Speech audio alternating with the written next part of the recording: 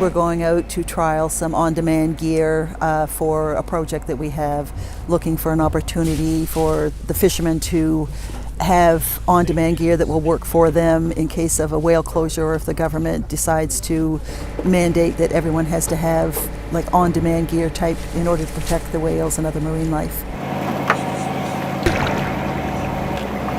It has been tried in other areas, but we needed to try it here because the Bay of Fundy has the highest tides and strongest currents, so we need to ensure that the gear will work here, and if modifications are required, that there's time for our fishermen to give feedback so the developers can modify the gear so that it will work for them here. There it is.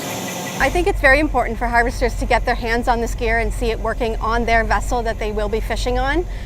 If we just came out here and gave them a system that they had never seen before and never used and told them to go fish with it, I think it would be very invaluable. And having us come on here and take a week to show them all the different kinds of systems that we have and how they work, I think provides a really great relationship, and it breaks the barriers between some stigmas that are out there with on-demand gear. And it's one of those things that until you try it, you might be a little reluctant to it and hesitant to use it.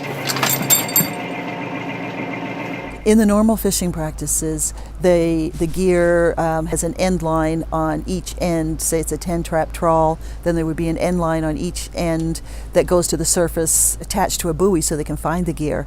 With the on-demand gear, that will do away with the need for those end lines. It will be attached to the end of the trap.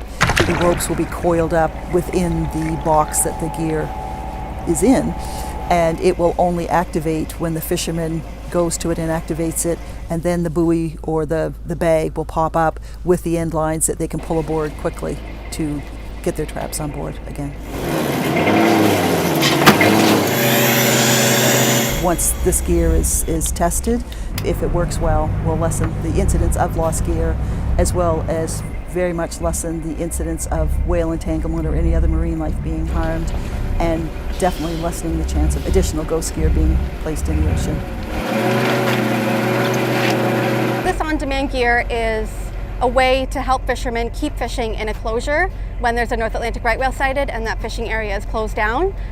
We certainly don't want to see fishermen lose their livelihoods. It's a very important industry in Atlantic Canada. At the end of the day, it helps the fishermen and it helps the whales, and that's what we're all about. We've had closures that lasted a month during our peak time, and with this gear, I should be able to fish during that peak time. I was skeptical, and last year when they loaned me some gear, I told them I was going to put it in places that I didn't think it would work, and it did work. It wasn't as easy as just our traditional way to get it back, but I think we did get it to come up most of the time. Yeah. There it is. I think there is, a misconception and maybe a lack of trust that once we start using it just during the closed areas, it'll work into, even when it's not closed, well, no, now you're still going to have to use it. And there is that fear of that.